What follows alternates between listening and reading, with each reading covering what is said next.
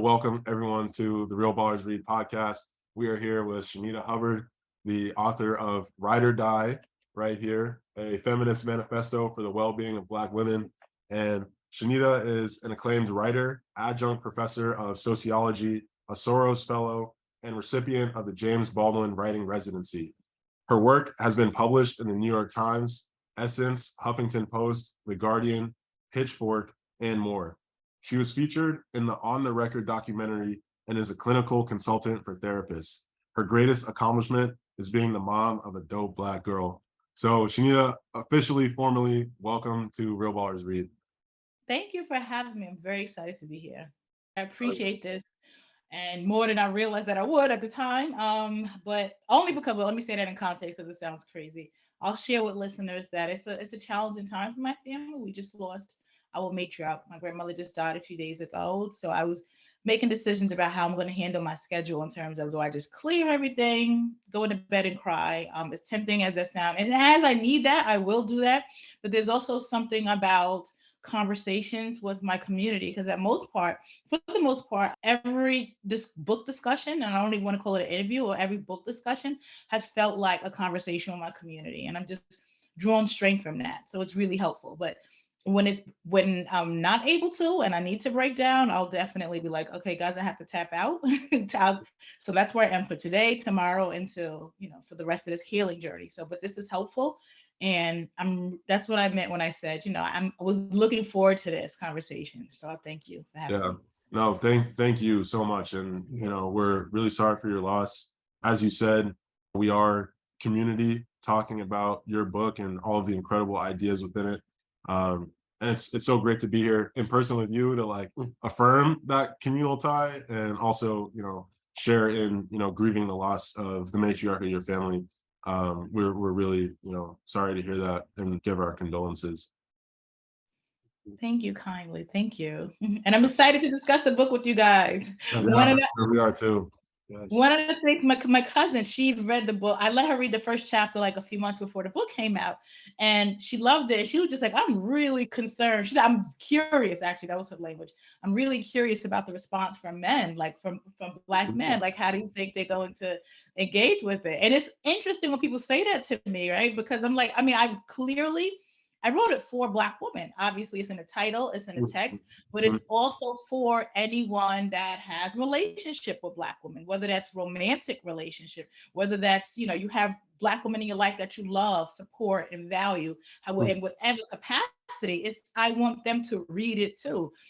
When I answered her question about how do I think they're going to engage, I was like, Black men that read books with barcodes are going to engage with this intellectually. Like, it's going to be like a real thoughtful conversation. So I don't know, this backlash that people were thinking was going to happen from Black men. I don't know if I'm being naive. Well, oh, I'm gonna get to that. I have heard some things, right? But for the most part, like the people that are in my community that we're engaging, that I engage in, even if they've never considered this perspective, they would have still been open enough to think about it and unpack it and really allow the things that I wrote about to guide them as they interrogated their own practices. So it's been overwhelmingly wonderful, right, from our brothers, but there was definitely that corner, that spectrum that was just like, literally said to me, like, you are just trying to destroy the Black family. And I'm like, my gosh. But they're absolutely they've been in the minority. For one thing, we are, readers, as you know, and one of our biggest influences is Bell Hooks. And so from reading her books that are her writing that's specifically for Black women, also books like We Real Cool that are specifically for Black men, we have definitely been well practiced at reading books that aren't necessarily written for us, but we can still get so much out of them. And so we think that Ride or Die, reading it, seeing all of the conversation around it, it's truly in that legacy for us, because we are so familiar with her own work. Yeah. And that's why we're really excited to talk with you now about this book, which of course isn't directly written for us, but as you were saying before, is written for so many, basically all of the people that we love in our life. You know what I'm saying? We're surrounded by incredible Black women that we're constantly trying to support and be in relationship with and learn from. So that's why we're super excited to just be here with you now. Oh my gosh, I'm gonna cry.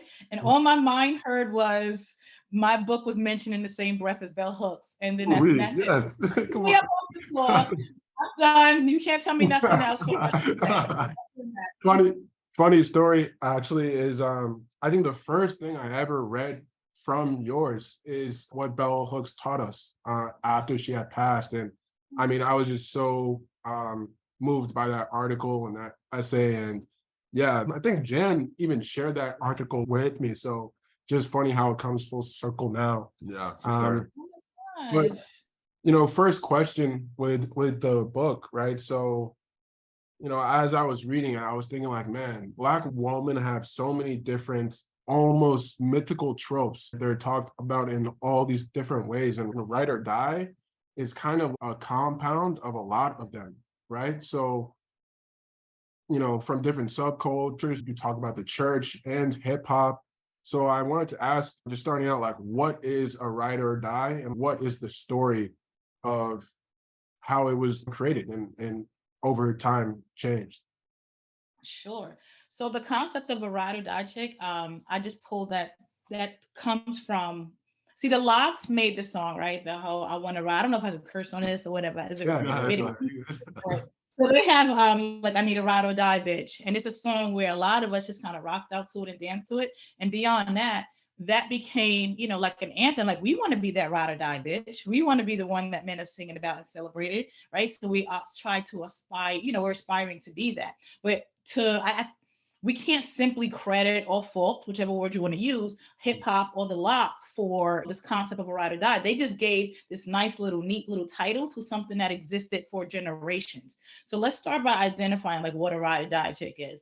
It is a woman that just goes above and beyond and gives so much of herself for whether it's a relationship, whether it's in church, whether it's in her community. She gives above and beyond, leaves little for herself, and doesn't even expect reciprocity. The reward is, and it's actually, and she internalizes the concept that this is what she's supposed to be doing, right? Because this is your role, this is how you operate, and it is an incredible. And this is the reason why I say that this didn't start with hip hop, because this is really so deeply interwoven in our culture. And on some level, I would even argue that that's the reason why so many of us gravitate towards this type of song, right? And in the first chapter, I walk readers through this because I don't want people to immediately dismiss, like, what? That's not me, right? Because in the song, they're talking about extreme versions, right? They're talking about homegirl is killing his enemies. Like she out here just like bodying people that he got beef with. That's my ride or die chick, right? But sure, a lot of us may not have ever killed our man's enemies, but we killed pieces of ourselves to maintain that relationship. We've killed our dreams to nurture his. We've done these things, right? So when you only examine this in the most extreme form, you are at risk of not only letting yourself off the hook, but just continuing to perpetuate this self-harm without even realizing it. And it's deeply embedded in our cultures. We've seen our mothers operate like this. We've seen our grandmothers operate like this. We've seen churches function like this, right? So when we see these women that help define womanhood, Black womanhood for us, operating in this pattern, we've internalized that, right? So, and this is just who we are. So for our foremothers gave us amazing gifts, right? They taught us how to not just survive, but how to survive. How to thrive. They taught us how to raise communities, how to nurture each other, how to keep families together, right? So at some point, right, to maintain our own health and for our community's health, we have to really rewind the tape, so to speak, and examine some of this narrative and figure out, what are we going to unpack? What are we going to keep? What are we going to remix? Or what are we going to, like, this shit just ain't working. Like, I don't care whose grandma and grandma's older grandmother operate like that, right? You don't throw out the whole thing, but some things deserve like a little ditty remix. Like, yeah, we're going to do it, but kind of like this. And some things you just got to like talk. Like, some things you got to pretend never happened, like Chingy. Like, we just won't talk about that, right? We just gotta pretend it never happened. We just gotta get rid of it. So with this book, I want to bring all of these things to the surface as a way to like honor where we came from. Let's examine like where we are, the good, the bad, the not so great, and really commit to unpacking this stuff and starting off with the whole ride or die trope. We're not riding till we die no more, right? And also I want us to be, and it's not even just this song. When I say it's deeply embedded in hip hop, and it's not even like just our brothers, it's kind of, I always say that, wow, it's really not even ironic. It's actually fitting that Eve, a dope MC within her own right, she's a Black woman. She's singing a hook on this song. Right. But that's what we do in real life. Like we sing, we sing the proverbial hook on these songs, right? We sing the proverbial hook on this narrative that further harms other Black women. And I was like, let me go first. Let me tell you how I did it. Because I used to be super, I was that, let me tell you, I was that girl. If I seen one of my family members who, you know, he got quote unquote potential. Sure, he ain't really got no job right now, but he wild smart. I mean, man, he got really bad credit, but he don't have to have it, right? Like, yeah, he kind of be cheating. He got community dick, but he could be a good man if he settled down. All he need is a good Black woman. Right, that would be me, like really. So here I am without realizing is singing a hook on this song too, no different from Eve, and really perpetuating that harm that we are not just the mules of the world, we're the mules of our community. Like, fix them, sis. Like, you need a good Black woman. And I remember, I mean, recently now, when Kanye goes left, there's a huge conversation that he need a good Black woman, and he wouldn't be doing this. And if the Black woman in his life is that loved him, ain't even allowed to rest in peace, because people still saying if his mama was alive, right? So there's this thing that we do in our community where Black women got to save, rescue, and be everything to everyone and fix, except for ourselves. Wow. I'm sorry, that was a good mouthful. No, that was incredible. We just trying to take it. So yeah, so that's why the book was written. Because I really want to defund the ride or die industrial complex. Like, we're going to abolish this, we're going to burn this up, take the ashes, throw them in the Hudson and drain the river. Like, I want us to get rid of this. And that's why the entire first chapter is dedicated to that. So the goal is like, by the time you get to that last sentence, let's be deeply committed that we're not doing this shit no more. And then for the rest of the book, let's examine other areas of our lives that we should focus on, and that's going to help our well-being. Let's examine this, let's interrogate it, let's be honest, let's put this shit on the table. Right. So, you know, you talk about where you were in terms of, you know, what you were just describing with, oh, he just needs a good Black woman, strong Black woman. And then, of course, right now you're like, defund the ride or die industrial complex. So how did you personally, you know, transform in your own life? How did you get to this point of realizing how dangerous it is?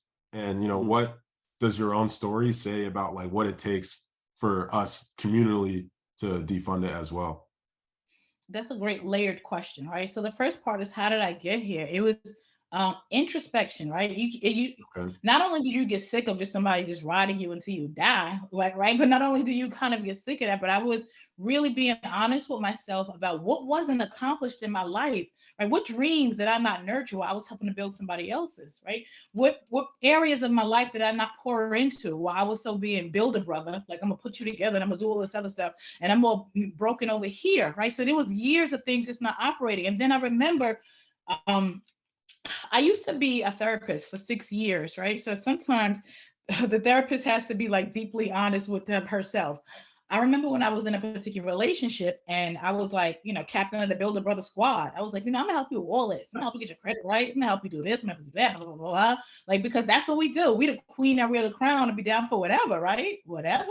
So while I was doing that, and I spent years pouring into that, I remember at one point I was like contemplating, like, should I go back to school? I want to go to law school or either PhD. I literally put that stuff on the back burner because I didn't have time to nurture me and raise him.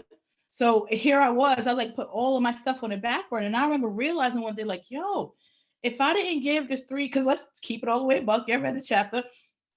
If I didn't give this 3.5 years to Anthony and being and to the capacity that I did, I could have finished a whole PhD program, right? Yeah. Or I could have went to law school, or I could have done all of this other stuff. And I was always, you know, and that's very real for me. Those are tangible things I don't have because this is what I was nursing. This didn't even make the book, but I remember at a time where when he was away, he was locked up, and there was a time where I was focusing on myself. I was still with him, but I was like, you know what? Let me get my credit together and I'm going to start saving my money and I'm buy a little co-op or something. And it was actually really feasible for me to do it. But I literally put it on pause. I was like, I'll wait and I'll help Anthony when he comes home and I'll help him to be better. And then when he comes home, we could do it together. We could build together, right? And I'm not saying there's anything wrong with building together, but what I'm saying is I literally put everything that I wanted for me on hold because I wanted to also be able to pour back into him.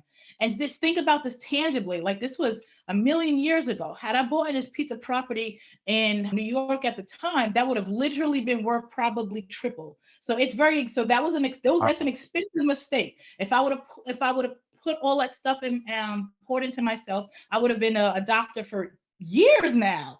And then my everything, my whole, what I would have been, the price of a brick would have been up. Like everything I would have charged people could have been more. So there's a real tangible loss when you're not pouring into yourself because you're building so many people up. So I really examined that and looked at what I lost when I was building other people. Mm. Mm.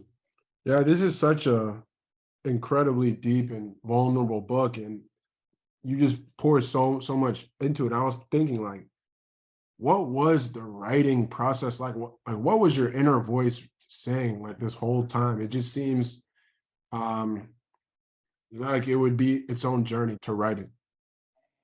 I think it's because I'm gonna be like completely raw because I just don't even have the emotional capacity to be Uh, shielded right now, right? So I can't do both. yeah. I just don't have it in me to do it. So I just gonna have to get the unfiltered, is that chick on the edible type of truth right now. Hey, we are, just kidding. We're not. Well, we're ready. Yeah. But when I was writing it, and even though I'm sitting here just confessing to my keyboard, because sometimes I'll go to this place where I'm just gonna write, and then I'll figure out at the end if this is gonna be a chapter or if I'll ever share this with anybody. So there's a great chance that it may live on my laptop, but it just won't continue to remain in my head. So I was like, I'm just gonna write, right? Because I can't write with an audience in mind. I try to be intentional about not doing that, because then you start self-regulating because you don't want to get dragged by Black Twitter. You got all these thoughts like competing with your creativity. So I was sitting here like, okay, I'm just gonna confess to my keyboard and just let it rock. So even in that own state, I was still super walking on eggshells and mindful of, I don't want to talk about Black men and accountability because I don't want men to feel like, that I'm coming for them. So I'm self-filtering a document that may only live on my laptop because I'm so conditioned to always see the world through my brother's eyes. I'm so conditioned to always wanting to be so incredibly protective, which is not wrong in itself, but it's so deeply embedded that even when I'm trying to talk to Black women, y'all still front and center.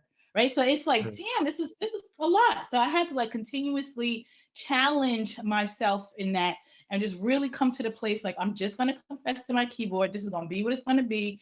And I'm going to speak very honestly and candidly. But it was hard to get to that place because of how deeply, a lot of this stuff is like just embedded. I have internalized it so much. Because let me give you an example of that, because that was really abstract, right? So there's a chapter called The Corners, right? And I love comment. And that particular chapter is not necessarily like me comment for comment's neck. I'm talking about comment made this song that brothers can connect to, right? Even whether you lived in the Midwest or you lived in Brooklyn, right? You understand what the corners are, right? You understand like what that it's not always safe because the police will roll in droves and they can snatch the brother away. You might see him in 30 years, you might see him next week, and you don't know.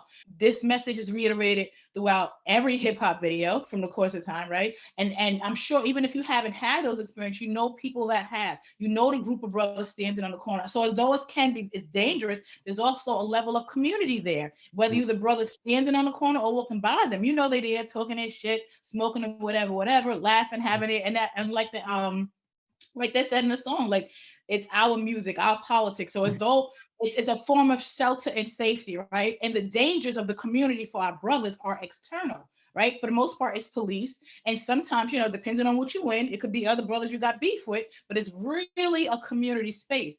And then he has this scene in his video where in the Corners video where he's showing the schools being dismissed, and he zones in on like these Black girls that's maybe like 12 or 13 years old. They're coming out of school, and then the camera shifts, and then we see like other aspects of the corner.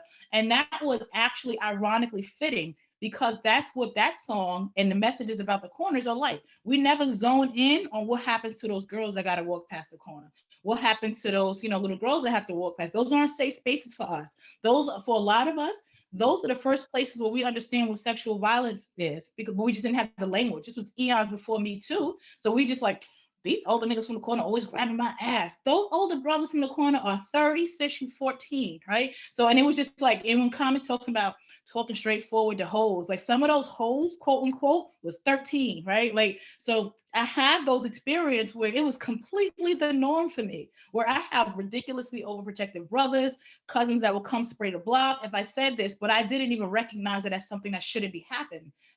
So I didn't even tell anybody. It was just like, here this man go again, trying to grab my boy. And I'm sitting here 14 years old together.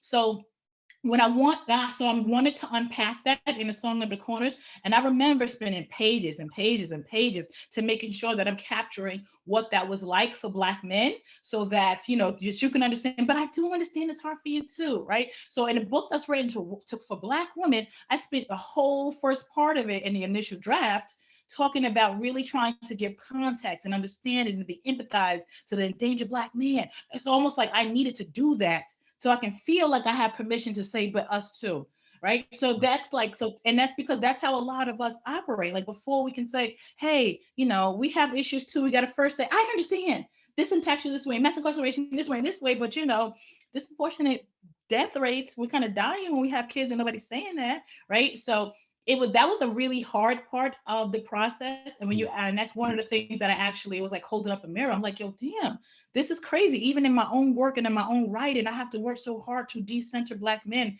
out of fear of y'all not feeling seen in the book that I'm trying to write for Black women to feel seen. Yeah,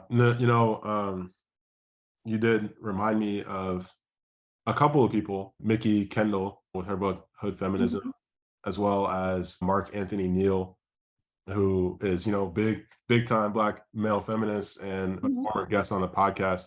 And he was saying how anything that Black men have health-wise going wrong, like, Black women are going to know about it. But there are a lot of health risks that Black women go through that Black men know nothing about at all, right? And so you were just mentioning this about mortality rates during pregnancy and giving birth. So could you talk more about the costs of the ride or die mentality, like as a culture, beyond just the financial and the physical and the emotional, Okay, so I love that I think you were saying that Black women are described in this mythical way, right? You have all these different tropes. I feel like the ride or die chicks, quote, air quotes, is the baby cousin to the strong Black woman, right? So before we had that language, it was like the strong Black woman trope. And the dangers in all these tropes is that when society, it dehumanizes us. When the world sees you as just super strong, right? The strong Black woman, or the ride or die, the one that is supposed to do things like, rescue America from itself. Hence the last election when Black women came in with capes on our back. When the world sees you as pretty much the mule, like politically, and your family, you're the glue. Like I shared with you guys before this, or earlier, that my grandmother died. She's the matriarch of our family. And of course, we are all mourning and we are all brokenhearted. But the quiet part that I don't know if many of us are saying out loud is we don't know if we're going to survive, like as a family unit, if it's going to be tight, because the responsibility of maintaining the connectedness has always been on the Black women in our families. They've been the ones making sure the family reunions stay tight, making sure that Thanksgiving is here, making sure that we're all staying connected. And even if the cousins that you got beef with, you might not ever go check them, but you'll bump into them at Nanny's house. And then, you know what I'm saying? Ain't nothing gonna go, yeah, and you're right. So you're still gonna see each other. So it doesn't matter. Even if you're not really all that close with the rest of your family, coming to see Nanny. So everyone is staying connected because of who they are, right? So we place this on them, and then when they die, the families crumble, right? So I kind of added that in here parenthetically in terms of like the harm of these tropes and dehumanizing us. But part of another level of anguish and pain and harm that we need to address is how these things impact how we are treated culturally. When you are the strong Black woman, nobody checks on you, right? For example, which is why you can have a woman like Serena Williams, powerful, rich, married woman who's in labor. She's almost about to die because the doctor is not listening to her as she's telling them what's going on with her body, right? And there is so much data, quantitative data, to substantiate the fact that doctors definitely don't hear Black women when we're saying, ouch, this hurts, we're in pain. They always underestimate our pain. They underestimate it because they see us as, kind of like superhuman. And this is not new. The whole field of gynecology was founded on the backs of enslaved Black women, just practicing medicine on them, right? So none of this is new. It's simply generational. So this idea of the strong Black woman is like, it helps people to see us as less than human, which is why you can have a mega star like Meg Thee Stallion who can experience gun violence, and she could tearfully share how she tried to protect her assailants from the same thing I did with the corners. Like, I'm trying to pour my heart out, but I still got to protect you. Meg is shot, and she's still trying to say, I have to protect this man because if the police come, they could possibly kill him. Shit, they could kill me too. So she's not even thinking about herself. She's still centering him. So she can share these tearful moments and still be subjected to ridicule. She can still end up as a punchline in Drake's song. Whereas we all know that would never happen with Taylor Swift. God forbid if Taylor Swift was shot by some man and Drake made her a punchline in his song, he would be finished. I know you know that, and Aubrey knows that, right? So it just would never happen because the world will rally up and support this woman who's docile and soft and sweet and in need of protection. When you constantly reiterate this false trope of we're so strong, it comes with ramifications that no other woman faces in this world except for Black women. That's powerful. Yeah, going off of the point of the Black woman and your family keeping it together, I just thought of that story that you were sharing of the family reunions where before Zoom, before Facebook, before even cell phones, they were chartering buses and organizing whole trips down coast. And I just thought that was an amazing story of the ingenuity. And yeah, I can't even imagine doing all of those things. Today, with the technology. Yeah, exactly. Yeah. Hundreds of people. Right. No, that was really incredible. And I also wanted to just applaud you on how well you weaved hip hop into the story of this book. It just never felt forced, and it felt so in context to your own life. I think music has a big part of our lives, and it never felt too academic. It was just like, wow, like this song I've thought about for a long time. And so I wanted to ask you, how has the role of hip hop changed in your life too, as you've become more aware and possibly more critical of some of the things that they're sharing? I love that question. I'm sure you guys know Dream Hampton, right? So Yeah. she's out. I read one time when she said that she reached a stage where she starts talking back to hip hop. I remember the moment that I started talking back to hip hop. I was actually driving from work. I used to be a project director down in the South Bronx. So I was facilitating a meeting that it took me months to prepare with like judges and district attorneys, getting all these people in the same room together to strategize about how we go into lower incarceration rates for low-level offenders. That was important to me, and it was a big deal to make happen. And I barely got it off the meeting off the ground. Like we pretty much just sat down, and my daughter's school started calling me constantly. There was an emergency and I needed to come pick her up. So I'm like, oh my gosh. So I had to be like, I'm sorry, but I have to go. We have to do this again. So then I remember hearing, so I'm driving back from the South Bronx to Yonkers, and like One Love comes on. And Nas has been in my top 5 that are alive since I was a kid. The ranking changes, but he's there. He's Nas. So One Love used to be like that song, which is his open letter to his man that was his friend that was incarcerated. And then, but it's also layered, right? Because it's also telling a story about mass incarceration in that specific time. And where I used to bobble, I'm like, yeah, he really gets our brothers. So now I'm at this place, I'm older, I'm wiser. I've dealt with incarcerated brothers, right? I've been the cousin, the girlfriend, the friend, like on so many different levels, like the family member, just all of it, right? So if you think about when I was listening to One Love, the only woman I heard, these are the mentions that I heard of women. I heard the woman who decided to not ride this bit out with her man, and who told her man, when you was in the streets, I used to tell you to chill, and then you didn't, and now you locked up. So she got dismissed because she's a snake. And this is according to Nas in his song. She got dismissed because she's a snake. So she's a snake. And then there's the mother that's crying, that occasionally get like, oh my gosh, I'm so sorry. That's it. So it's just we're going to say, I'm sorry, mom. And then the woman that doesn't ride it out is a snake. But there's a whole myriad of ways when mass incarceration impacts Black women.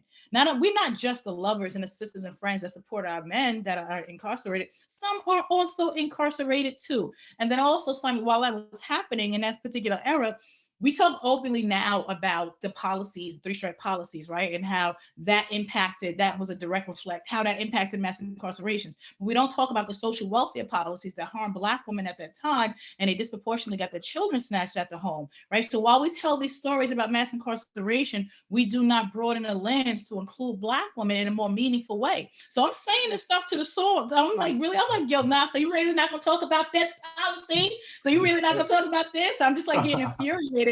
And I'm having all these conversations. So that was that moment. So I'm gonna write this down. So it was just like, I didn't know this was going to later be a book, but that was the moment where I started to think differently and actually start talking back to it. And even to this day, to answer your question, how does this change my relationship with hip hop? I contextualize it in a way that I never did before. Like right now, one of my faves right now is Glow. I love her. My favorite, Like, my favorite. F.R.E.E. fuck nigga free is a gospel song. Okay, Right. that's a testimony. If you ain't never been with a fuck nigga, you don't know how it feels to be fuck nigga free. So that is like, you better go ahead, girl, sing that right there. And if you are with a fuck nigga, let that be your affirmation. Wake up in the morning and say that and speak over yourself. Go ahead. You're gonna be free one day from that too. You know what I'm saying? Right, I'm a Catholic collection plate, sis. Holy water.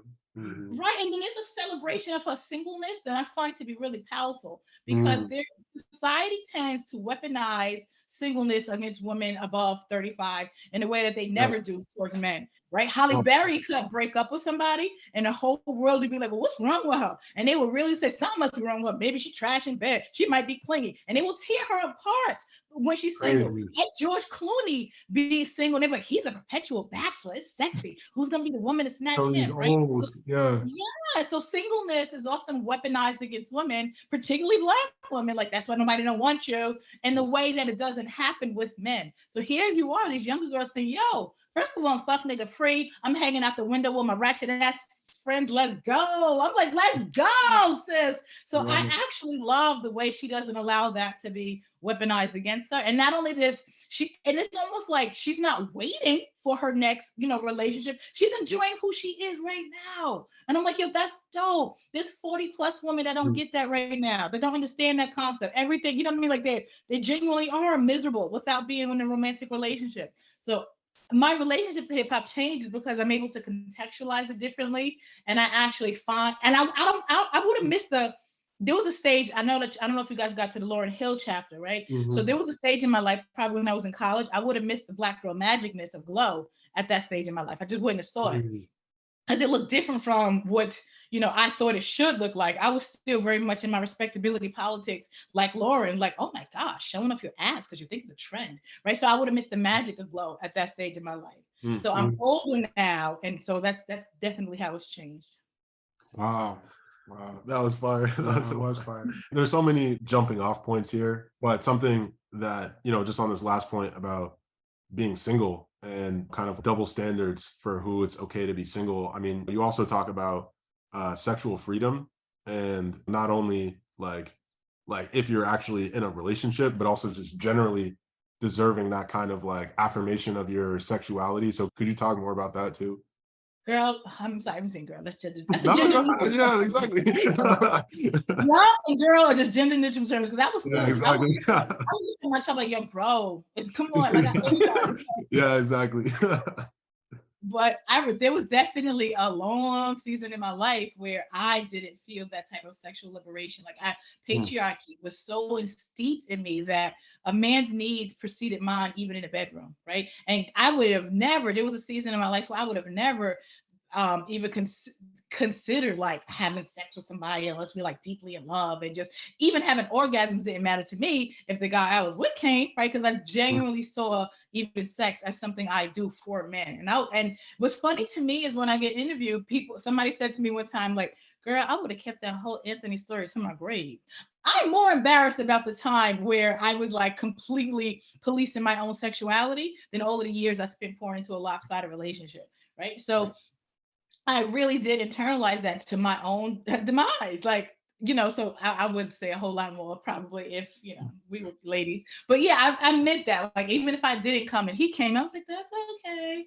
Not now, honey. I have since reclaimed my time. Those days are gone. We don't do that no more. So, but I have a deeper appreciation for young girls who are, I'm sorry, young women. Let me be clear. I ain't talking about 12, 13-year-old girls. I'm talking about grown ass woman. Like Glow might be, I don't know, 25 or something like that. In that stage, I was still respectability, politics, oppressive. I'm not even exploring my own sexual desires. So I'm all for it. Go safely explore your own sexual desires. Have a good time. Rock out with your cock out. Do all of this left hanging, and then go hang out the window with your ratchet ass friends. Right? There's such a level of freedom in that. I was watching a Toni Morrison documentary on Hulu, Pieces of Me, right? So she talks about her time when she was in school, and she goes, I have fun. She said, oh, I have more fun than I should have with the guys. Something that implies she had a whole face. And she just laughed and went on with her story. I ain't mad at you, Toni. I am not mad at you. Right. So, and I feel like I want younger girls to have that freedom to do that or not. Right. But let's not police each other's bodies. If you don't want to do that, that is fine. If you want to do that, stay safe, stay consensual, and go ahead, rock out with your cock out. Right. But I feel like that's not police each other's bodies. Because I can never in my entire life been in a conversation where we're talking about, look at that man over there fucking too much. Like it just never happens. Like, right. So like let's have that type of same freedom. Oh wow. No, that is huge. Yeah. Wait, you gonna say something? Well, no, I was just gonna talk more about this process of growing up as a young Black woman, right? And I think like some of what I've noticed in terms of how you're telling the story, the context of it, is that there's so many challenges and there's so much pressure and hard things to navigate growing up for anybody, but especially when you're a young Black woman, like there's a extra kind of like pressure to fit in or play the role, which sometimes might include ride or die. And so as a mother, right, of a dope Black girl, like how are you remixing and keeping what you care about and also cutting certain stuff out to make sure that she's really able to grow up and not have to like just fall into these tropes because that's what she thinks she has to do?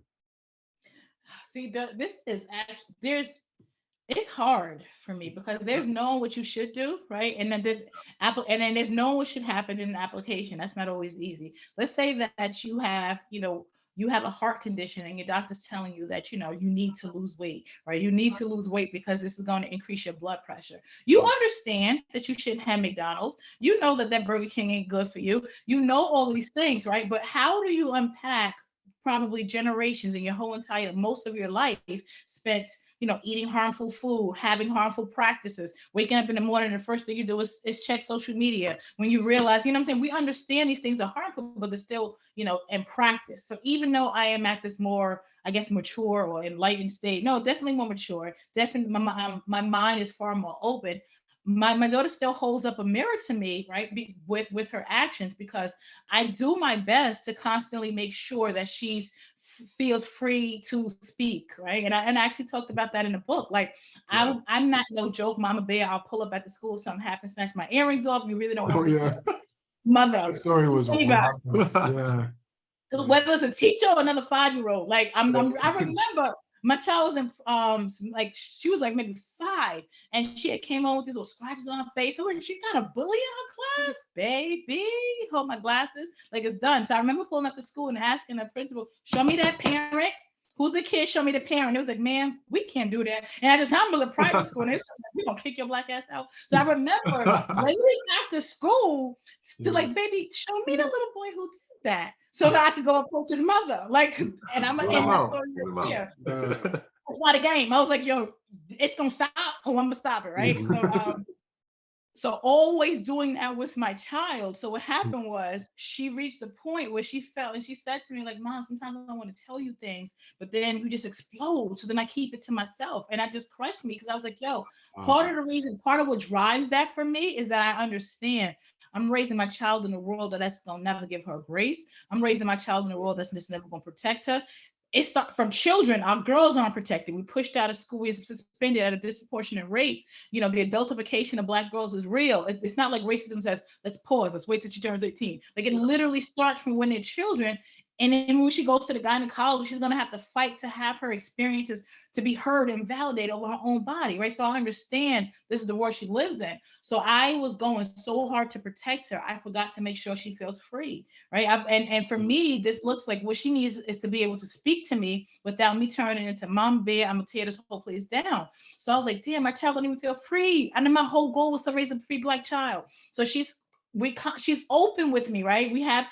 I give her permission to correct me. I was like, yo, talk to me now, because what I don't want to find out my fuck ups in your memoir, yo. Like, when you get older, like, That's really. I don't want to tap her. You know, talk to me about this now. Like, you can correct me. And then she'll be like, but that's okay. I said, it's not okay. And she'll tell me some shit that I did. I'm like, damn. And she'll be like, but that's okay. I said, no, it's not okay, but I'm gonna make it better. And I was like, and hold me accountable. And sometimes I'm gonna check in on this, right? So there's still a lot of areas of growth and things I need to grow in. And I allow my daughter to help me stay accountable, right? I try to be as open as possible so that she can correct me. And that's new, at least in my family, right? I was definitely raised in because I said so household. I was definitely raised. She thinks everything was talking back. Like, we couldn't ask questions. Like, Yeah, you're exactly. talking back. Be like, no, I'm just Exactly. thinking. Like, I'm like, what? Like, that's actually very stifling, right? So that's a really hard for me to unpack, and I'm constantly having to do that. And raising a child who she's actually so much more free than I ever was. My gosh, like, I couldn't ever imagine pointing out to my mom what she wasn't doing right. I was like, oh my God.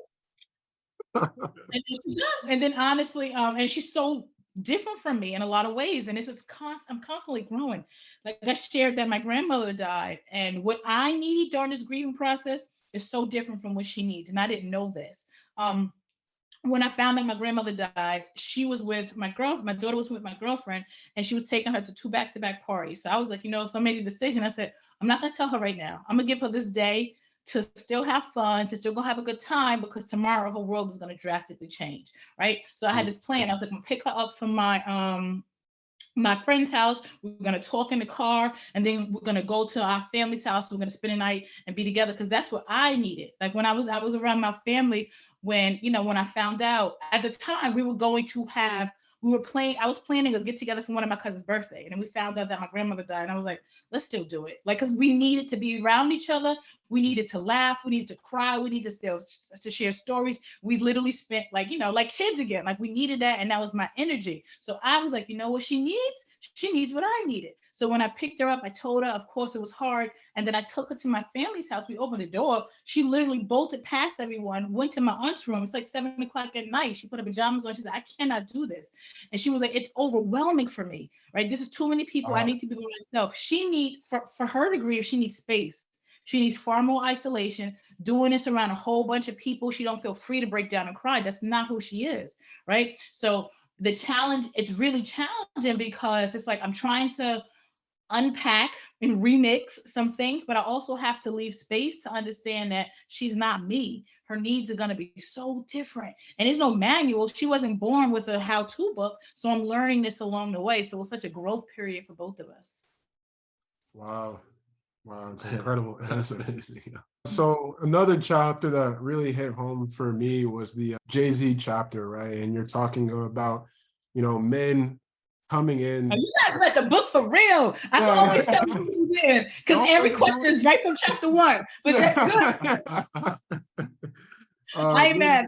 Yes, men coming into their 444 moment, right? And really thinking about ways in which they've, harmed Black women. And that was the one time in my reading that I really paused, and I was like, man, I really do gotta think about this. Because right, Jay-Z, as you were saying, is like half a century old when he comes to this realization, and I want to make sure that I come to it sooner, right? And a question that I had is like, how do we give credit to everything that Black women do without adding to that mythical superhuman trope? It's like you all do so much, but then it's like, oh, even through saying that, am I dehumanizing you yeah, more. exactly. Yeah, so Praising I don't know. That was Islam. one, and yeah, just generally what Black men hopefully do to heal some of the harm. And I know you talked about in the book that you have to take the self accountability and think about how to do it with every person, but you know. That was literally the first time anyone's ever asked me that question. So how do we praise Black women? That's dope. This is really great. How do we praise and acknowledge Black women for what we do while also not contributing to that superwoman trope? I would love if our brothers really started off with praising us and acknowledging us for who we are and not what we do, right? Like it would be wonderful. Like if imagine being my man, right? We're in a relationship, you're like, yo, she's dope.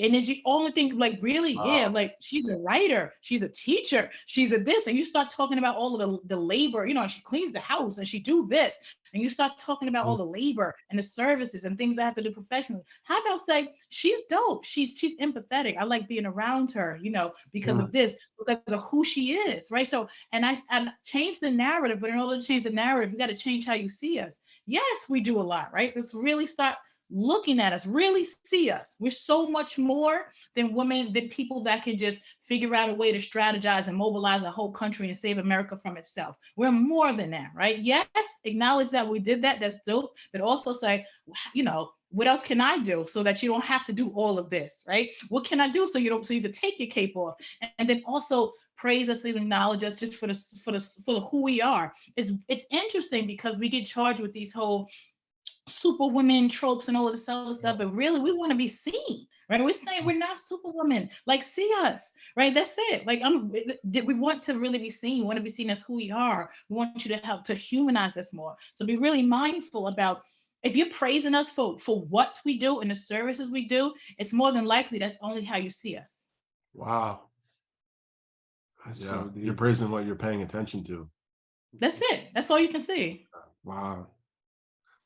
Especially, What was your second question? I'm sorry, I got really excited. No, I mean it was just kind of the approach that Black men should have in trying to heal that harm and not doing it in a self-flagellating way or in a self-congratulating. Yeah. But it's like how do we do that?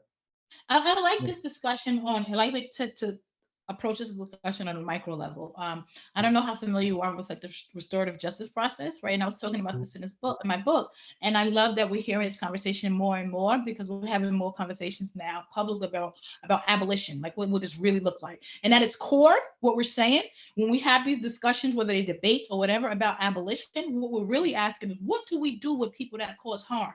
If we know that prison is not the answer, right? What do we do? So in our community, right, we have to get past the whole, like, what do we do with people that cause harm? Sometimes just excommunicating, set them on fire. Sometimes that's not the answer, right? Sometimes there can be a road to restoration. What does that look like, and what do we do?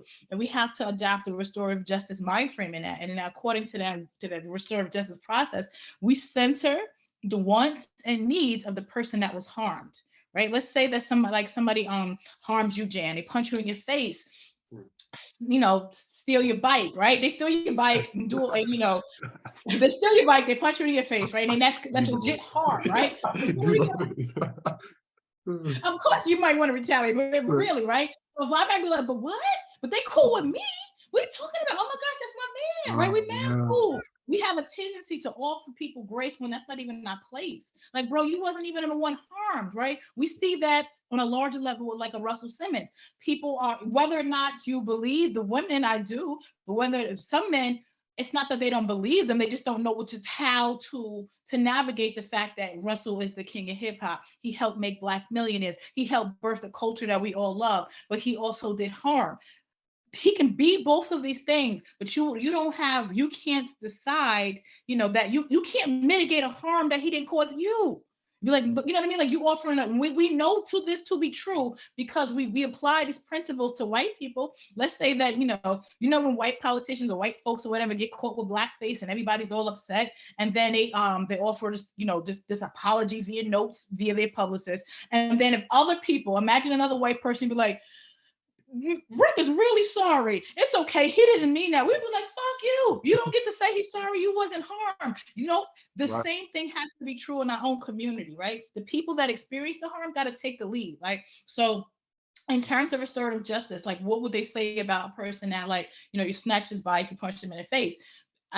There would literally be like a restorative circle, right? Where you would be telling this person, like, yo, you stole his bike and now I can't get to work. And now I lost my job. And then now I can't pay this bill, right? You punched me in my face, you broke my, I don't have insurance. I couldn't go to the hospital and it's caused the eye infection, right? Really unpacking the true harm you've done and be like, then I couldn't even be present for my family because I was hurt. And I couldn't be present for my family because I didn't have a job. So you hurt my family. And then now my neighbors are scared because they're like, damn, there's a thief in the neighborhood. Now you disrupted the whole chemistry in the community and the neighborly bond of my family. So it's not just one person that you harmed, there's a domino effect.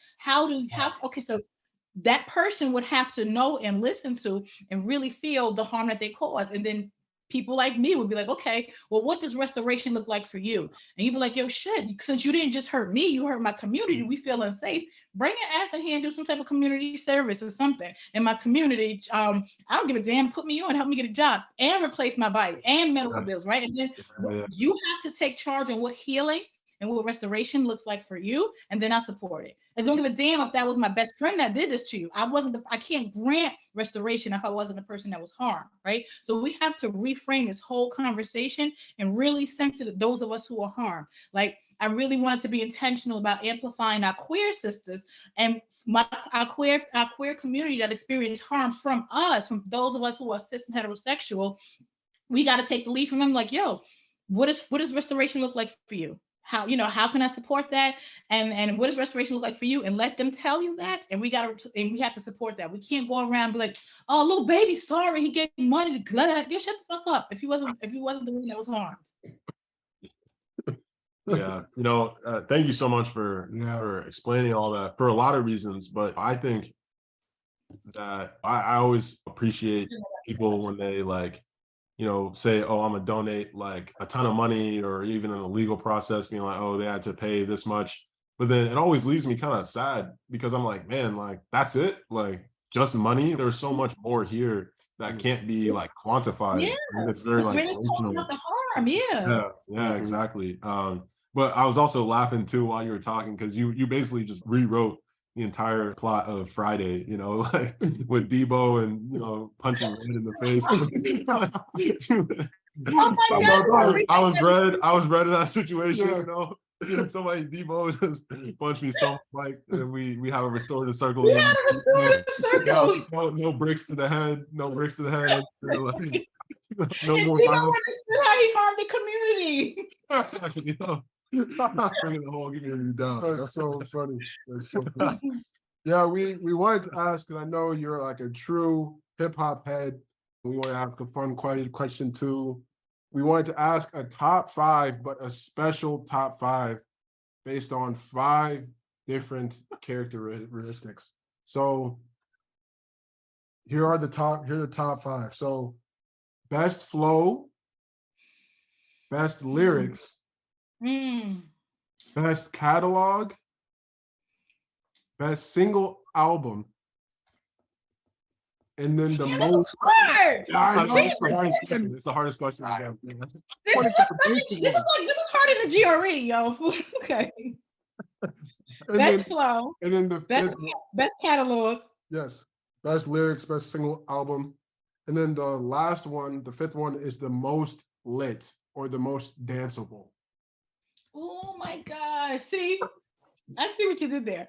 Because this question is this is gonna like, everyone has a top 5, right? So it might be like Jay-Z, and if I say Nas, you'd be like, his fucking catalog ain't even danceable, right? So nigga, you can't even dance to One Love, right? So like, I love this. Means the Grammys and the BET Awards, every music award needs to adopt this category right here. Because when you think of it like that, some of these people just aren't comparable. So you just messed me up because I never thought about this before. There we go. And you're gonna make me say something I don't even want to say. And I told true. So best catalog. Yeah. If Jay-Z ain't to number 1 or number 2, I don't know what to say. His catalog is crazy. Yeah, it is, Jay. Yeah. Best lyrics, damn, Jay's in that category too, right? And yeah, as your number 1 though? No. I say same category. Okay. I think, and the reason why me and Nas were rocking out, we had some rough moments in my head, you know what I'm saying? Like, it's a real relationship. There's been some seasons where we ain't speak for a while, years. I wasn't rocking with him. But lyrically, that's Nas. Like, Nas is amazing. She doesn't get the credit and the support that she does, but best flow in lyrics, freaking Rhapsody. Like, she can go pound for pound. Like, if you pull out, Rhapsody is fire. I don't know if I've heard of her. Her last album actually came out like a couple of years ago, and she's actually my inspiration, part of my inspiration, because her last book is really specific to Black women. Each song is about like a whole, like one of them is called like Michelle Obama, or like, you know, Maya Angelou. Like, it's not just about them, but it's speaking to so many. Oh my gosh, I'm getting tongue-tied here because it's fucking amazing. And it breaks my heart that people don't even know who she is, right? She made such a really thoughtful album for Black women, and it's beautiful and it's layered, and her storytelling and her lyrics are fantastic, right? So Rhapsody goes in the lyrics. Nas goes in the lyrics. Freaking Jadakiss is ridiculous. Like, come on. Oh, Kiss. Yeah, Kiss is crazy, bro. I know. No, for real. Like, and I know I sound biased because I'm from Yonkers, but it's like, damn it.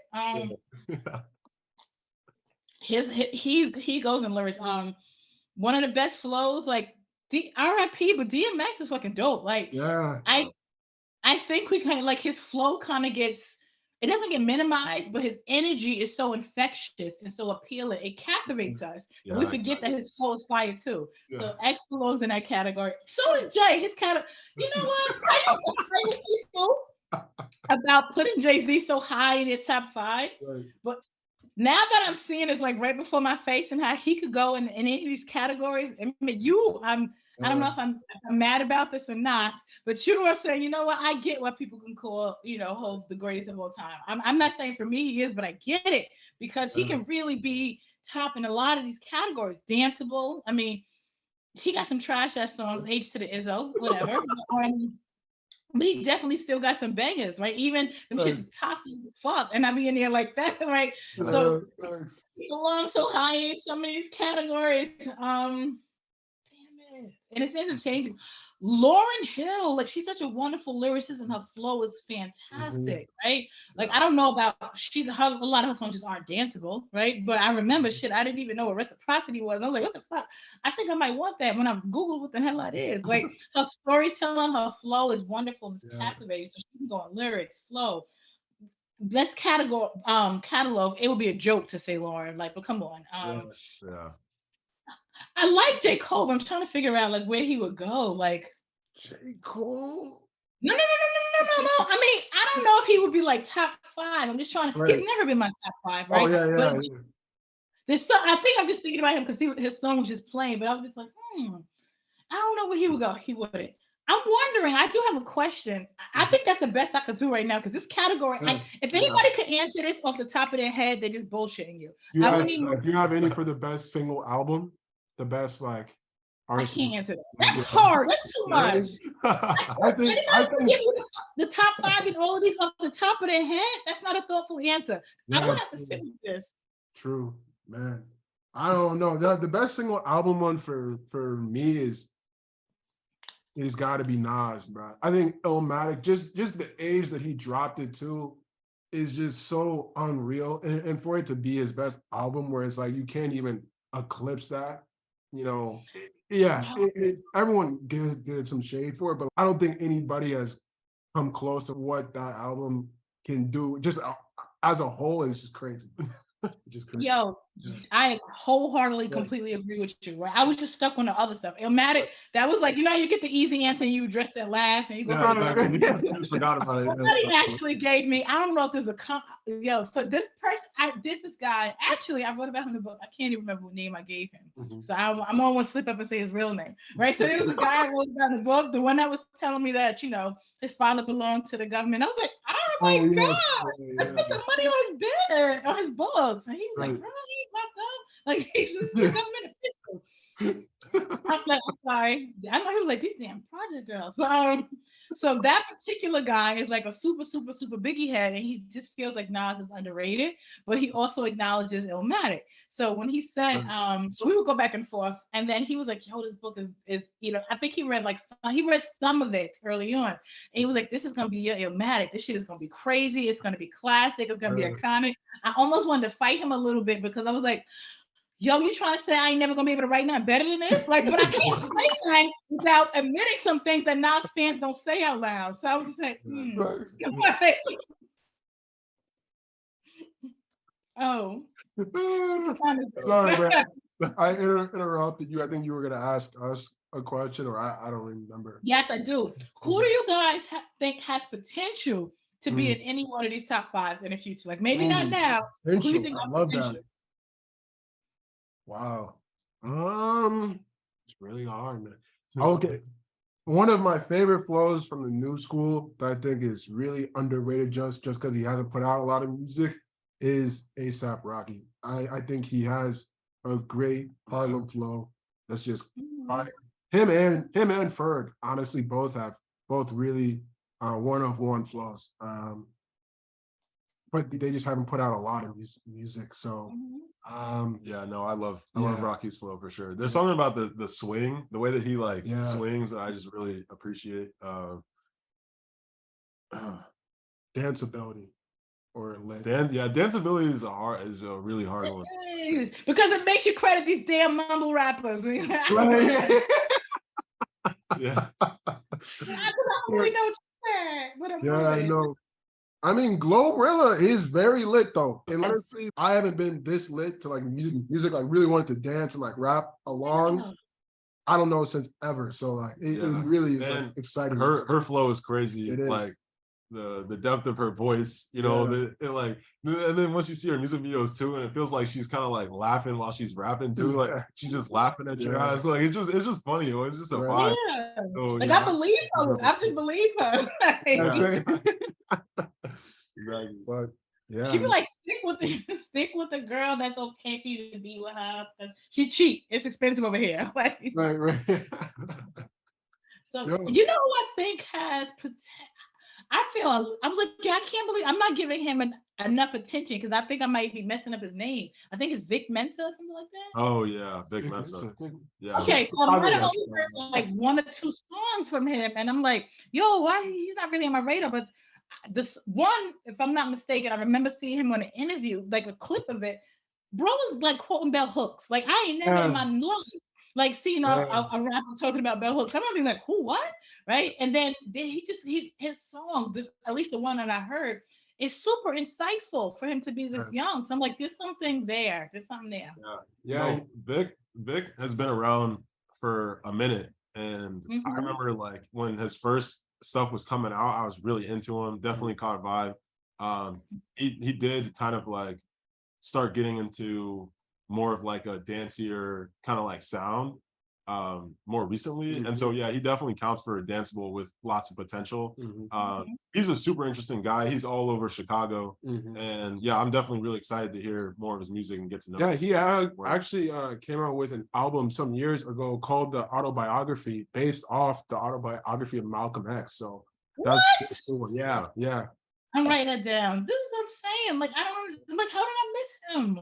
Yeah, I know. You know, he's very, very talented. And I feel like the rap industry now, hip hop now is so image based, and I just feel like Vic is a little too conscious to be popular, unfortunately. And here's one though. We were just talking about him the other day. For the catalog would be Kendrick Lamar. Oh yes, just because I was listening to Pimp a Butterfly last week, and I was like, wow, like, you know, Good Kid, Mad City came out 10 years ago. Like, To Pimp a Butterfly, like that, like for all of his albums, I've truly appreciated them as, wow, this is an actual work of art. You know what I'm saying? Like, I only listen to it straight through. Like, I can't shuffle them because I just gotta listen to them all. Gotta take it in. They're albums that, you know, I grow with. And, you know, there have been several times, especially during the pandemic, where we'd like listen to some old Kendrick and be like, whoa, like, have we never listened to this song before? Like, I know we listened to it a million times, but why am I hearing new shit and still learning from it? So Oh Actually, my cattle gosh, call. that's fantastic. See, Yeah. you guys got to figure out a label for that, because that right there, not everybody can do. I don't know, but you guys got to add a category for that, whatever you would call it, because not everybody can do that, and that's worthy of its own category. That's real. Have you heard his most recent album? I haven't even had a chance to hear Yeah. Nine's most recent album. I only heard bits and pieces. Yeah, but the Kendrick one is low key like his 444 in terms of the Yeah? way that he Oh, talks yeah. about his Yeah, for life. sure, for Like, sure. yeah, he's very confessional and feels very like, yeah, he just wanted to get a lot off of his chest. Really, really good. Yeah, I haven't heard the Nas one either. So,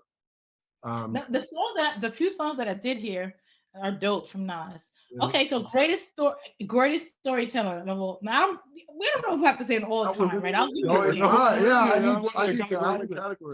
So you said Greatest storytellers. We can make it plural.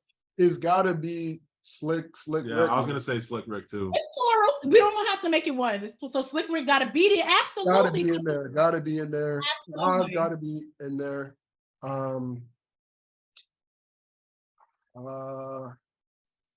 Storyteller. You know, I just feel like I don't know enough old school rap. I know most of the names. Pac, maybe. Pac. What do you think? What about Yeah, I don't know. Biggie? Yeah, Biggie Biggie too. too. Yeah. Biggie too. See, Biggie has this. I got a story to tell, right? Mm. He's such a magnificent storyteller. He's so charismatic and engaging. I heard that song a gazillion times, and I still laugh at the end when he's just sitting around with his friends and they smoking weed. I feel like I'm in a cycle with him. Like I still laugh at the same parts. So he has this charisma that just lives on. So it's not even just his wordplay; it's just his ability to tell the story combined with this charisma that just pulls you in. I'm like, damn, what a gift. For sure. Wait, what big song is it again? I got a story to tell. I don't know if I've Yeah, heard that. I don't think I have. Which is either. crazy. Yeah. This is what I'm saying. I was humble enough to say I don't know if I know it well enough, but wow. I mean, you don't get discredited for not knowing. We do this thing in hip hop, like you don't know them. You know what I'm saying? Like, put that on your credit score. Telling you know what I'm saying? Like we do this weird thing with each other. I know. Someone asked me at one of my book events about she was an older woman.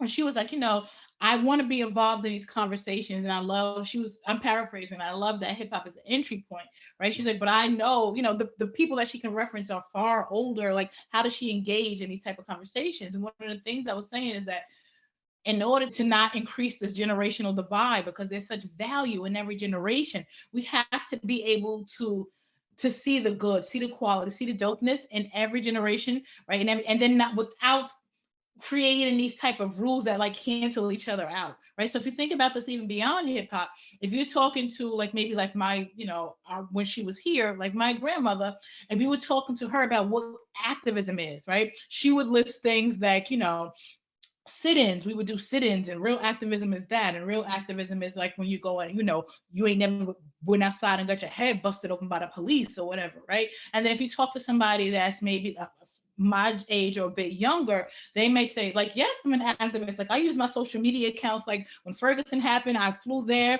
I live tweeted it, I went live on Facebook so that people can see it, so that when you see conflicting stories on mainstream media, like this is real activism, this is activism too, right? We can't have these really binary ideas of what hip hop is, and can't have these binaries ideas of what activism is. And we said this jokingly, right? But we really can't cancel each other out for seeing and experiencing, or not seeing or experiencing different pieces and understanding of our culture, whether it's activism or hip hop, right? Because it's very comfortable. We can be like, damn, what? I never heard that song. And I'm not gonna like, you ain't a fucking real hip hop head. Like you almost get like excommunicated. Like we can't even go to his funeral if he died. Like, you know what I'm saying? Like you're just saying shit, right? And then God forbid, another woman came to me, she was a bit older than me, and she like whispered, because when I was talking about how much I love Glow and why I love her and everything I was explaining, she said, oh my God. She said, I feel so guilty for playing her, and I'll be in the car by myself. It's okay. It's okay too. You don't get excommunicated for shouting out younger girls, right? I don't give a damn if she's talking about her wet ass pussy. I don't give a damn if she's talking about,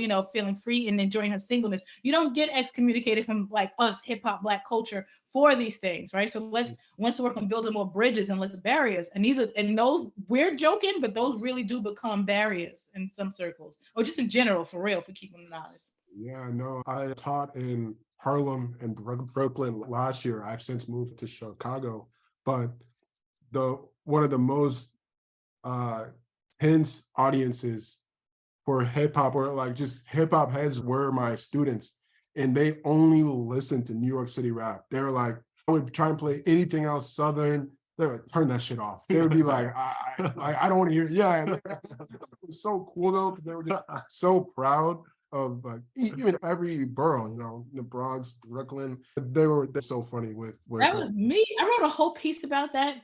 It didn't make the book, but it's just it's a really layered piece about my rejection of Southern hip hop. Like, I was like, New York to the heart, got love for none, right? But a lot of it, when I peel back the layers, it was just a level of anti-Blackness. It was a way of rejecting our Southern Black brothers and sisters, right? Which is like, we're all from the South. I don't give a damn if you're born and raised in New York. Your grandmother ain't, her grandmother ain't. Like, we know about the Great Migration. We understand what happened. We understand how you got to Chicago or whatever. But this is our family. There's a reason why our families kept the family reunions going, and we all end up down South at some point. So this was, for me, the rejection of Southern music was really a rejection of Southern Black people, because I was like, what the fuck are they saying? Like, that's a Southern dialogue, right?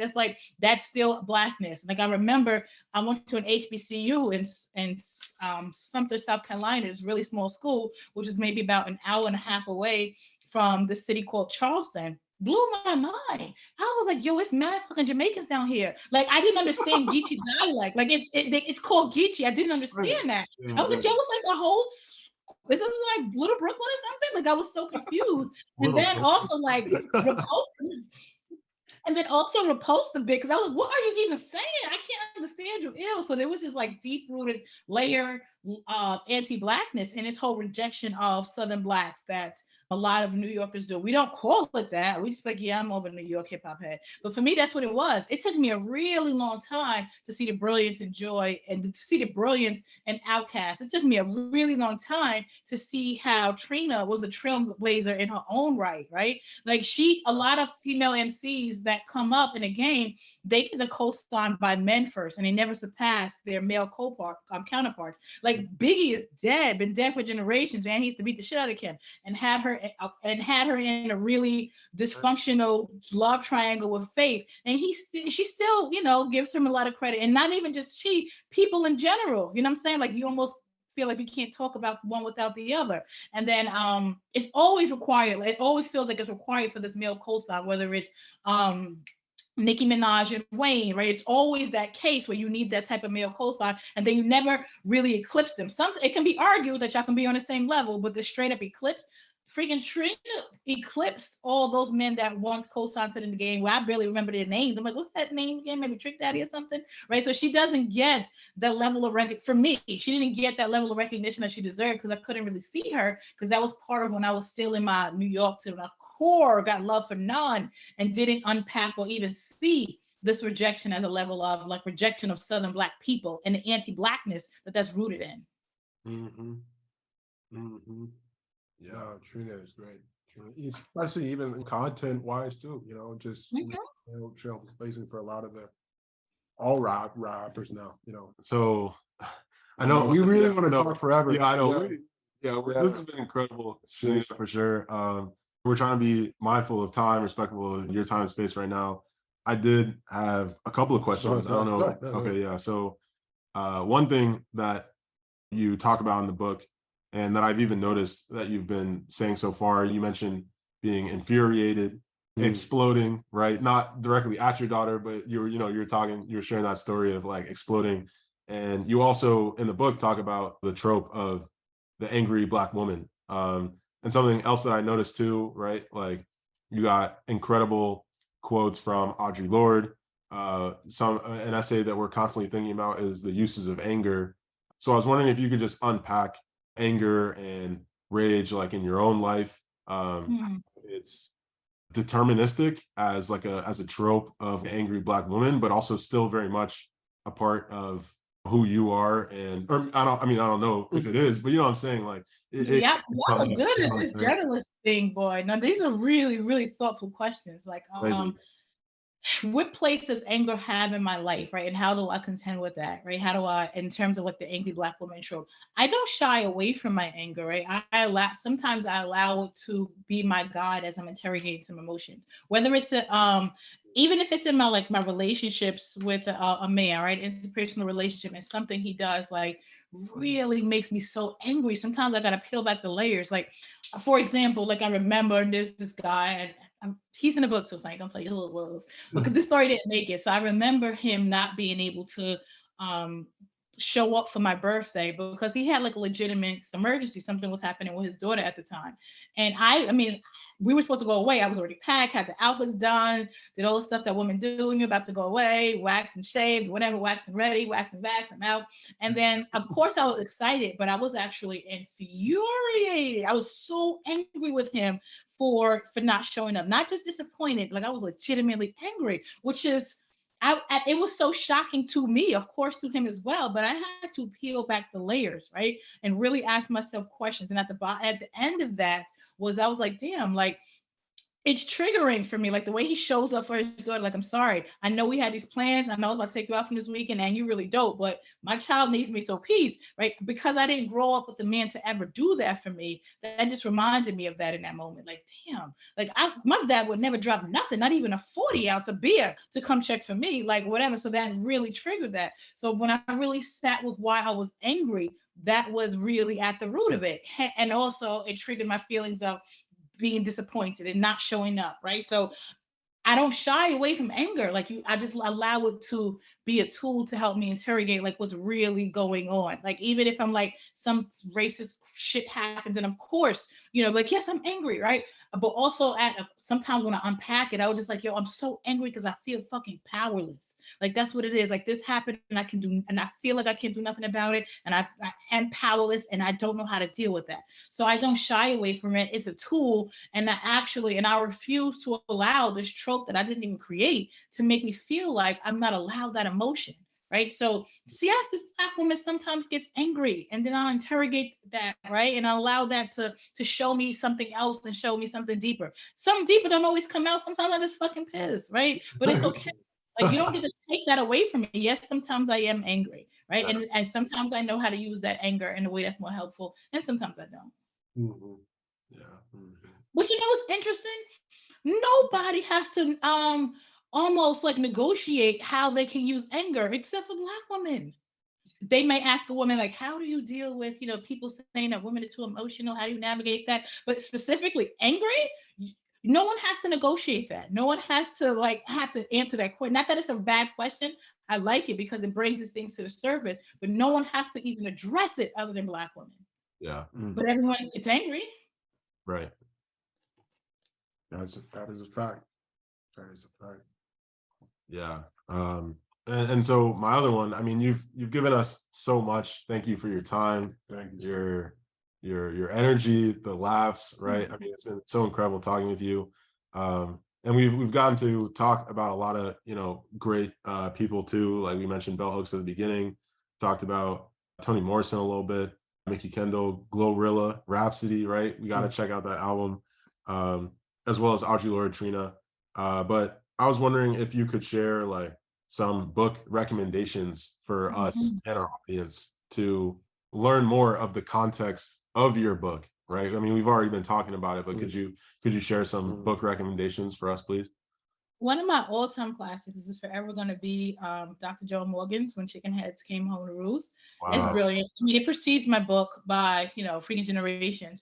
And I remember like, oh my gosh, like when I read the chapter about chicken head envy, right, it just split me open and it made me see myself, right? And what I saw, I ain't like, right? But it was so real and it was so honest. And then it was so non-academic, right? I think that was my entry point into Black feminism because it was a way that I could understand it and it was a way that I can digest it.